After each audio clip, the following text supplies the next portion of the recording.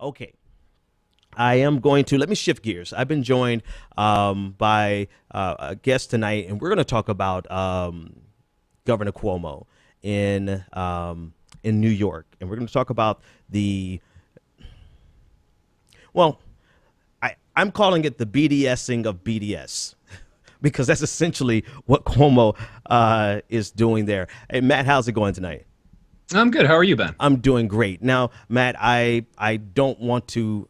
I know you well enough to know your last name, and I have a pretty good idea of how to pronounce your last name, but I've gotten wise enough not to even try or pretend. Could you pronounce your last name for the audience?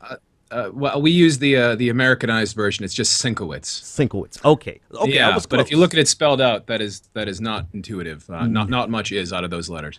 And you notice whenever we speak, I always just say Matt. I don't say Professor Sienkiewicz. I just say Matt because I just, it's not as easy as Dixon. But I want you, first of all, I want you to introduce yourself because I don't want to say too much or too little. Tell everybody a little bit about your background, and then let's talk about Governor Cuomo. Yeah, sure. So, as Ben carefully avoided saying, I'm Professor Matt Sienkiewicz. I am a professor of communication and international studies at Boston College. My area of study is media studies in general, global media studies more specifically, and Middle Eastern American interactions via media even more specifically. I've written a number of articles about Palestinian media, about American funding of Palestinian and Afghan media, and I'll put a plug out there too. I've got a book coming out this summer called The Other Air Force, which is about American funding of radio stations, television stations, and films throughout the Middle East, based mostly on my field research in the West Bank and in Kabul, Afghanistan. Great, great. Okay, so I wasn't sure if you wanted to put the university out there that you work at, just because I know a lot of professors like to just say I'm a professor, but not necessarily at what school. But anyway, it's out there. It's No, great. yeah, Let's absolutely. I'm talk about coming to you live from Chestnut Hill, my office in Boston College. yeah, and you have a great camera there, by the way. Speaking of media, the camera quality is spot on. So we'll talk about that offline. It's a private school. You should see the tuition bills. No, I have an idea about the tuition bills. So Yeah, that's a whole other show, which I'd be happy to talk about. Yeah, but, no, maybe we probably after tenure, maybe. yeah, okay, there you go. We'll wait for that. All right. So I wanted to bring you on this conversation. First, let me just give a little background. So over the weekend, Governor Cuomo has issued an executive order essentially declaring that he's ordering state agencies to boycott anyone who boycotts Israel, to divest from anyone who's threatening to divest from Israel, and to sanction anyone who's threatening to sanction Israel. Essentially, he's BDSing the BDS movement. And the BDS movement, a lot could be said about their motivations, their strategy, their effectiveness, but essentially the overarching theme is trying to attack Israel where it hurts financially for human rights violations. What they see is human rights violations, and there's going to be people who agree with them, and there's going to be people who vehemently disagree with them. I want to talk about, and feel free to comment on any of that, but I want to talk about the use of force of the executive order, the executive branch of the state of New York, to essentially, in my opinion, silence political dissent. What do you think about that and the entire episode? Right. Well, I mean, the first thing I would do is just add a little bit to your description. And you're absolutely right. The BDS movement is largely economic. A lot of it is economic, but it's also cultural. It's not just a boycott of Israeli businesses. It's also a boycott of Israeli institutions and Israeli artists and a number of other things, which expands it beyond the realm of the economic and into certain political, cultural aspects, which I think is relevant in the discussion. But that said, I think that your characterization of it and your ironic characterization of it is pretty spot on. We can talk about BDS as sort of a separate issue, and it's probably worth teasing out why he thinks that this doesn't sound as bad as it probably sounds to much of your audience. Yeah. But first, we can explain why it sounds so bad. I mean, there's a terrible irony to it. On the one hand, it's just this, extremely liberal, strong-arm action. But on the other hand, the irony of it is that on the one hand, the complaint about BDS by people who are willing to give reasons as opposed to simply cry anti-Semitism, which we can talk about the merits of that separately. But for those who want to give reasons, they will say that the problem with BDS, or one of the problems with BDS, is that it singles out Israel for human rights violations, for occupation, for acting against the ideals that we'd like to hold them to, but it only singles out Israel, whereas there are a number of other countries that would be equally or nearly equally or even more so able to be sort of painted with this brush. Right, so the people who attack BDS will say something like, "You're gonna boycott Israeli universities, but American universities are okay with all of their ties in with the military and ties in with the State Department and these sorts of things." Right, so they'll say that this is an unfair singling out of one institution. What is Cuomo doing when he singles out BDS? It's something very similar. I mean, certainly there are a number of institutions and movements that are doing things that he doesn't like. Right? Why is he singling this one out? It looks like it's just a restriction on free speech. It's got questionable legality, and I think it's ironic. What do you think is the irony part? Why do you think it's ironic?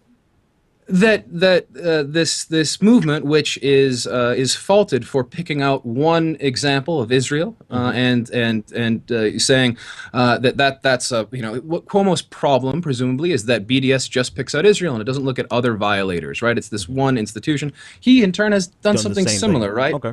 In that it's just this one. Certainly, BDS is not the only thing out there that violates the principles that Cuomo thinks that BDS is violating, or I would presume it is not. So here's the problem with it, though. So he's not only targeting the BDS organization, such as there is such a thing, but he's targeting any organization that takes any type of economic protest, right? So let's say there's just an organization who may not identify 100% with the leadership of BDS. They may not even agree with the overarching goals of BDS, but they agree that something should be done about the perceived and actual human rights violations that take place. So now they are potentially going to be put on this. I can't even believe that he fixed his mind and his mouth and his pen to write that we're going to make essentially a blacklist, and anyone who takes any economic actions in protest against Israel is going to be put on this blacklist. So where does he draw that line between just an economic protest? Well, I mean, again, the irony is pretty thick in that one of the strongest critiques of BDS is that it associates all Israelis and puts them into one basket, right? It doesn't differentiate between Israelis who are anti-occupation and Israelis who are pro-occupation. It doesn't make these kinds of distinctions. And as you point out, if he really wants to go through and find anybody who has any association with BDS whatsoever, he's making a similar or maybe almost the exact same mistake or jump or sort of guilt by association. There's no question that you're not going to be able to tease out which people follow all of the BDS elements. Do they follow the parts that he finds problematic versus the parts that he doesn't find problematic? You're absolutely right. How does he get away with it is a political question. It's not a logical question, and that might be part of the problem. I'm trying to sort of work through it logically. I think there is some logic to some of the critiques of BDS that he's putting into this, but overall it's not a logical decision, it's a political decision. And it's best understood through some of the foundational research that's been done on this area. There's a book by John Mearsheimer and Stephen Walt called The Israel Lobby. In many ways, it's been proven wrong and a little bit out of date. The Iran deal really threw a wrench into their thesis. But the major principle of the Israel Lobby, and it's just one part of the book, but it's the most important part, is that there tends to be no political cost for attacking the pro-Palestinian side of things. Yeah. So there is a political benefit. And again, this is, if you read The Israel Lobby, it's a nuanced book to the extent that it wants to be clear that it doesn't think advocating for Israel is a problem. It thinks that the imbalance comes from the fact that there is nothing pushing back in the other direction.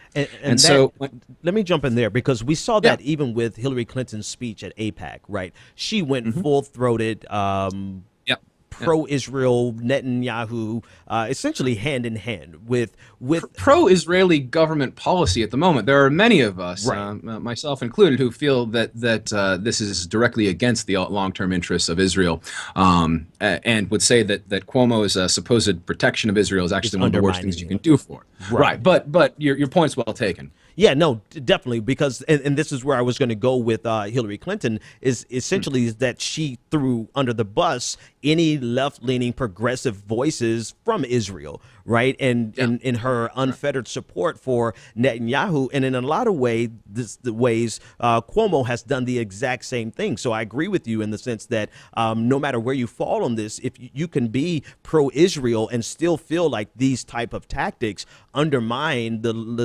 long-term best interest of Israel, because in a very rich conversation that I would want to have, but we're going to have it another time, about how our actions and our aggression can undermine us in the long run. But most people really can't delve over into that manner of thinking. A lot of people just think if we just are strong armed and we throw down the hammer, then that strengthens us. But in actuality, it doesn't. And when I say us, I'm talking about any group, whether you're just American or African American or any other group.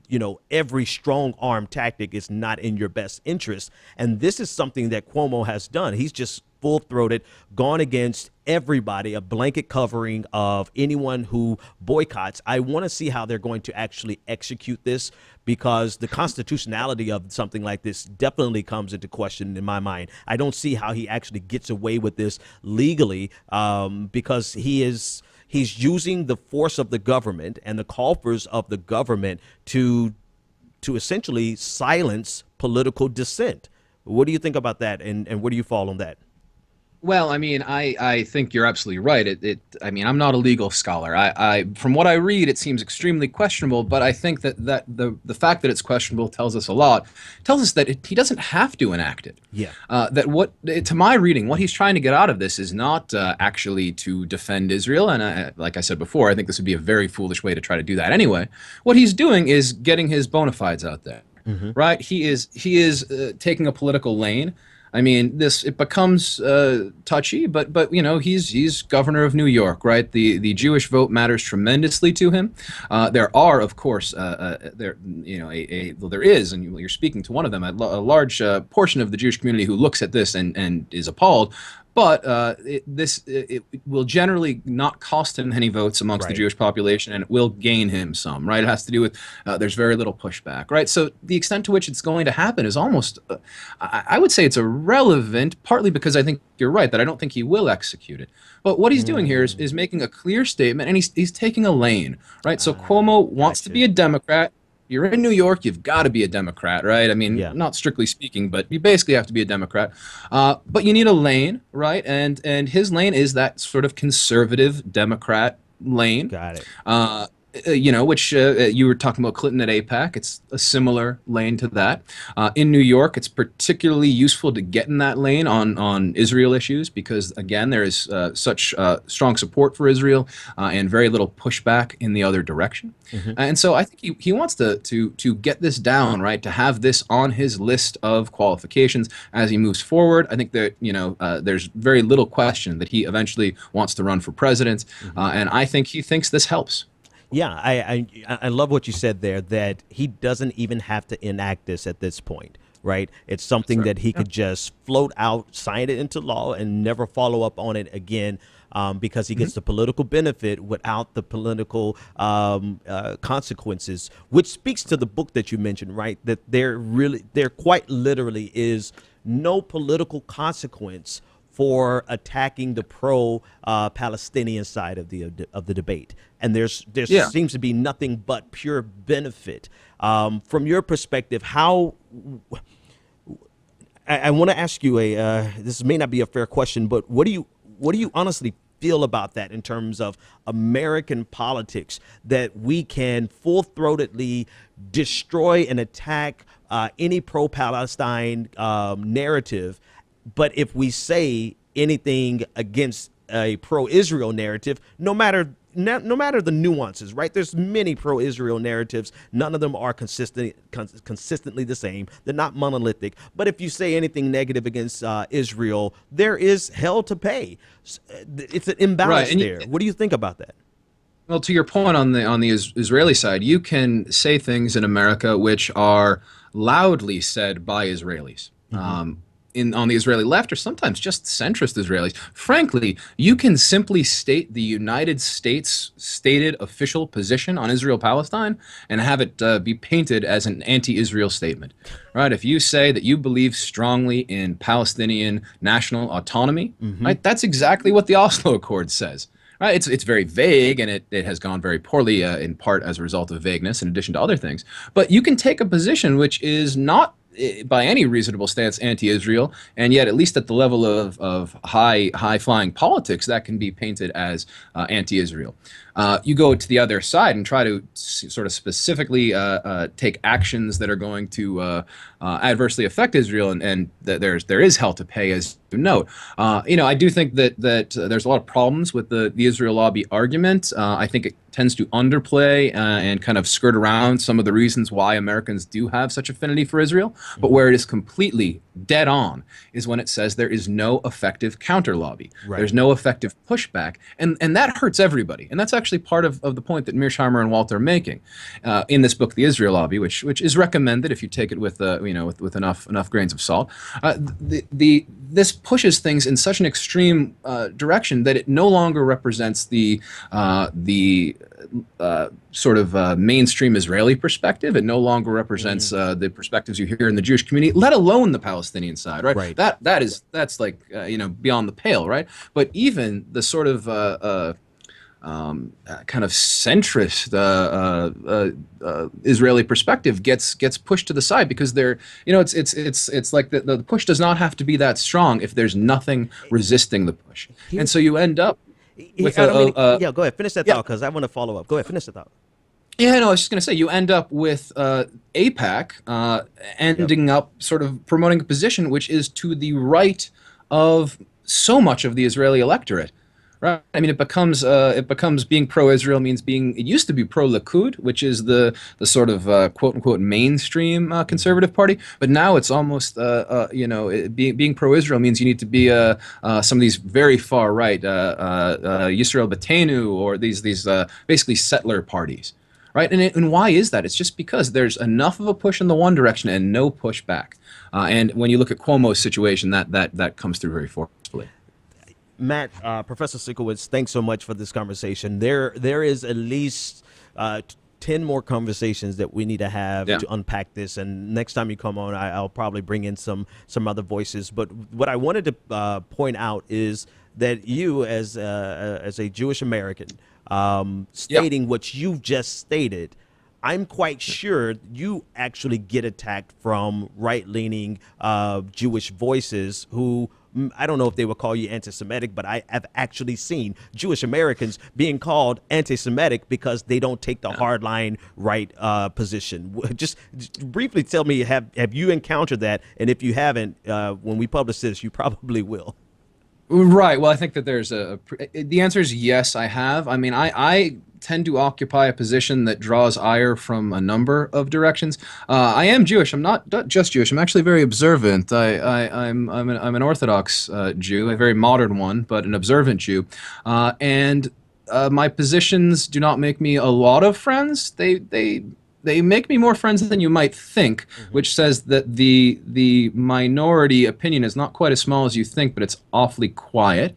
There are other realms of the Jewish world, of course, the Tikkun community, for example, where this more even-handed or pro-Palestinian approach is understood to be part of Jewish values and part of Jewish responsibility. But that said, there is no question that there is an intense defensiveness when it comes to Israel and the Jewish community, for a number of reasons. There's another nice book that your audience might be interested in called The Crisis of Zionism by Peter Beinart, who talks a little bit about how Israel, for many Jews, became sort of their identity identity point with the receding of religion. I will say, and this just to make sure everybody gets mad, when it Go ahead and piss off everybody. Go ahead. Yeah. So I mean, I am personally somebody who's extremely committed to what I believe to be the organizations that are driving towards Palestinian rights. Like I said, I lived in Bethlehem and Ramallah with Palestinian families for a year. That doesn't make me authentic, but I'm open-minded, I promise you. But BDS does worry me in a lot of ways. Right, and this is where I get sort of pinched in the middle, in that I don't see BDS as being something that is driving us towards the sort of peaceful solution, which I think is difficult, but still this much possible. So I certainly get problems from the Jewish world. There's no question. So now our conversation can't be over now. So because I have to follow up on this. So if BDS bothers you, and to a certain extent, how do you aspects of it bother me? What aspects would you separate this from?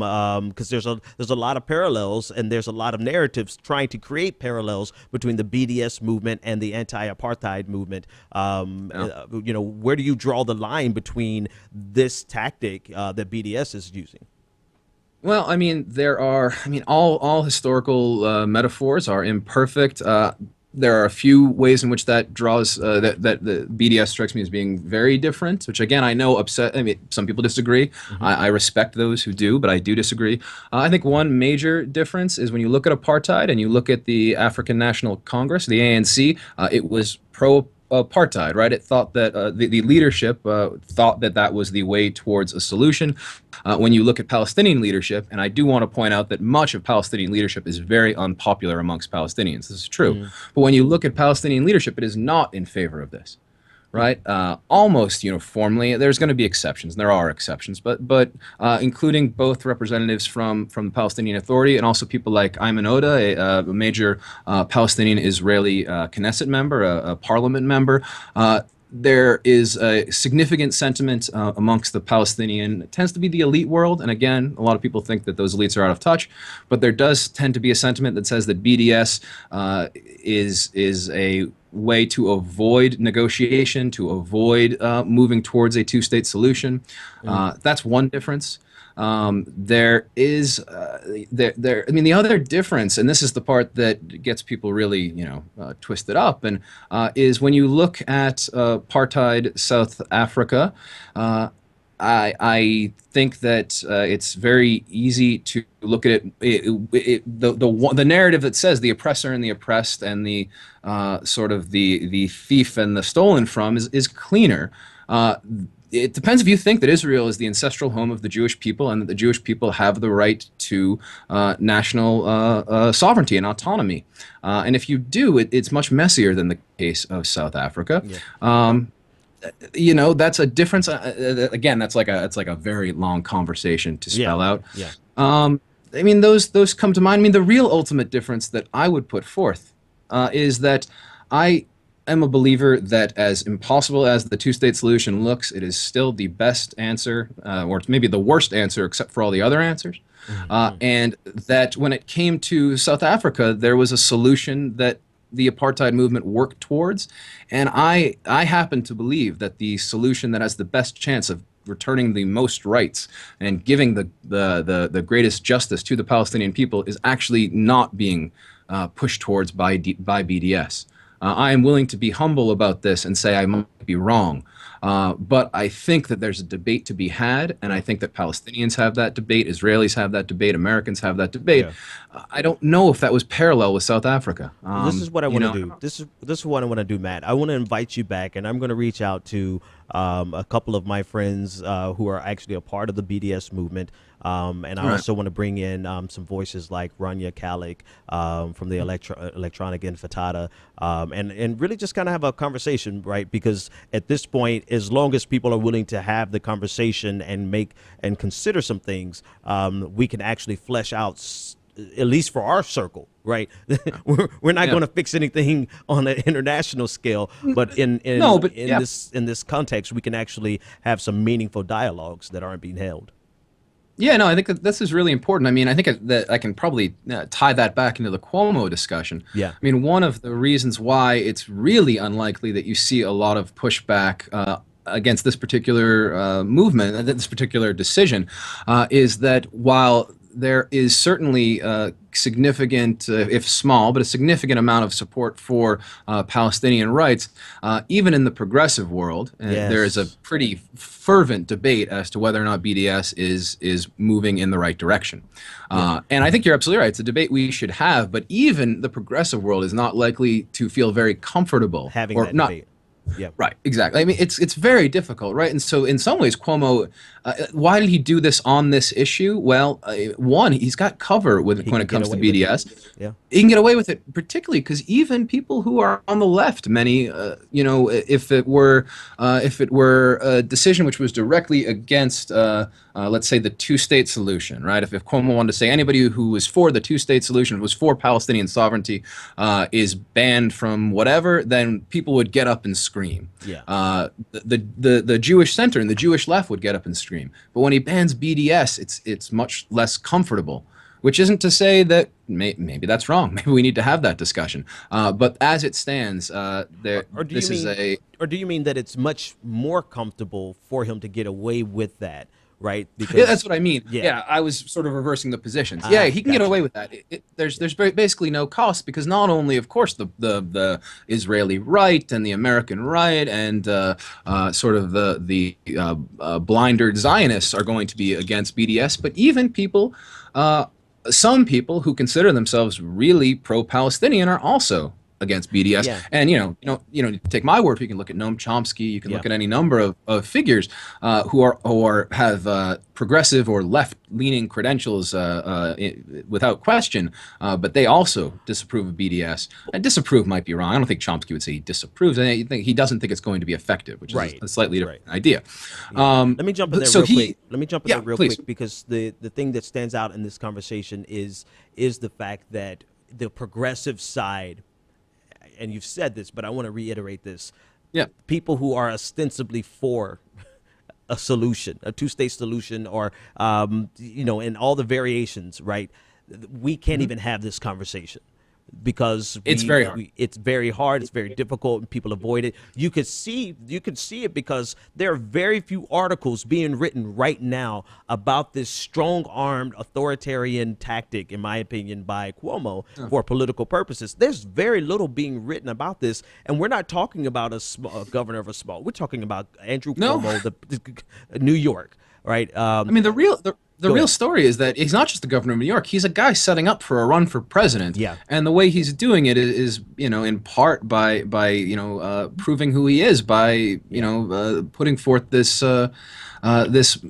fairly empty, I think. Again, I don't think it goes anywhere, but just a declaration that we're not going to have this discussion. This is not going to be part of our discourse, when it's there, right? You can't just close your eyes and make it go away. That's the other thing that drives me crazy about this, is that he doesn't directly target BDS as an official movement.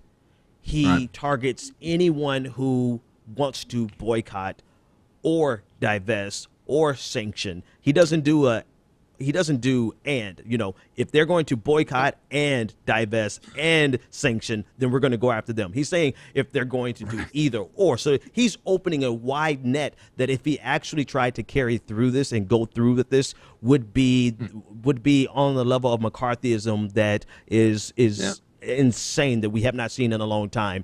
But he could just be playing this as a political ploy, and this may be the last time we heard of it. Either way, I think it's very disturbing. Matt, I have to cut it here, man. Thanks so much for the conversation. I will get with you and some other voices, and I think we should just chop it up and let you guys just go back and forth. And whether something comes of it or not, it's a discussion that I think should be had. If it's framed in terms of a discussion, I'm thrilled to do it. A debate does not necessarily interest me, but let's work through ideas together is always something I'm up for. Well, all discussions have overtones of debate, but there's contention, but there's a framing element to it, right? So I'm with you. Yeah, I get you. Yeah, no. I'm in it for the conversation. If the pursuit is for greater understanding as opposed to for advocacy, I am all for it. Absolutely. Sounds good. Hey, Matt Sienkiewicz, tell everyone how to get, Professor Sienkiewicz, tell them how to get up with you. Oh, get me, if you want to follow me on Twitter, @MediaStudied. is where you'll find me. If you can figure out, I don't know if you can put in show notes or something, Ben, you can just Google me and find me on various academia.edu and stuff like that. If you really, for some reason, want to find me, hopefully for not anything too nefarious, you can just Google the Boston College Communication Department, and I'm the guy who looks like this. All right, there you go. Hey, thanks so much for joining me, man. We'll catch you next time. Thanks, Ben. I really appreciate it. My pleasure. 857-600-0518 to join the conversation. I knew that conversation was going to go much longer than what I planned, because you can't really have a superficial conversation or a topical conversation about that without actually diving into some of the more complicated portions of the conversation. And I guess that's to be expected, right? Because you're talking about years and years of different positions, different arguments, different proposed solutions, different complications. There's a lot involved with this. Just Cuomo's decision to boycott, divest, and sanction anyone who wants to boycott, divest, and sanction Israel.